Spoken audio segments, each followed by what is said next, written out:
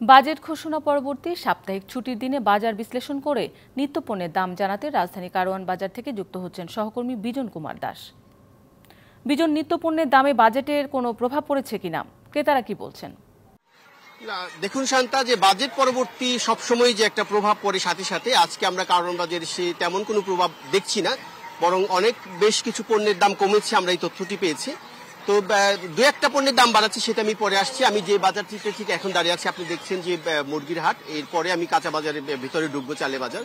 মুরগি কেজিতে সব ধরনের মুরগি কেজিতে 20 টাকা করে কমেছে। বিশেষ করে সোনালী মুরগি যেটা 340 টাকা ছিল, সেটা 320 টাকা কেজি দরে বিক্রি হচ্ছে, এবং যেটা ব্রয়লার মুরগি সেটা 180 টাকায় বিক্রি হচ্ছে, সেটা 190 বা 200 টাকা ছিল। সেটা বলছি এই সপ্তাহে বাজার দর কমেছে। কারণ হিসাবে বলছি, যেহেতু কোরবানির সামনে চলে এসছে, মানে ফ্রিজগুলো পরিষ্কার করবে, মাংস তারা আপাতত স্টকে রাখতেই চাচ্ছে না, এই কারণে দাম অনেকটাই কমেছে মুরগির। আমি একটু ভিতরের দিকে যেতে চাই। আমি চালের বাজার, আপনি দেখছেন সামনে কারওয়ান বাজার সবচেয়ে বড় চালের পাইকারি। তার আগে ছোট্ট করে একটু জানি, আমি দুটি পানের দোকান দেখছি, যে এই যে আপনি পানের দোকানে এখানে জর্দা বা বিড়ি সিগারেট সবগুলো বিক্রি হচ্ছে। আপনি জানেন যে বাজেটে এই সব তামাকজাত পণ্যের দাম বেড়েছে, সেই কারণে তার সিগারেটের দামও কিছু বেড়েছে। এখানে আরেকজন বিক্রেতা আছে, আপনাকে জানতে চাইবো যে আমি তামাক, যে জর্দা এবং সিগারেটের দাম বেড়েছে, আপনি কত টাকা করে বিক্রি করছেন? গোল্ড লিফ বেনসন একটু বলবেন।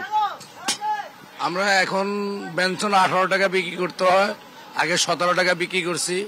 আর গোল্ড লিফ আগে 13 টাকা বিক্রি করছি, এখন 14 থেকে 15 টাকা বিক্রি করতে হবে। মানে বাজেটের প্রভাব পড়েছে, অলরেডি তামাকজাত পণ্যের দাম বাড়তে শুরু করেছে। আমি কিছুক্ষণ আগে চালের বাজারের কথা বলছিলাম, তারা বলছে যে চালের বাজার বেশ ঠান্ডাই আছে, মানে গত সপ্তাহে যে দাম ছিল আজকে এই দাম।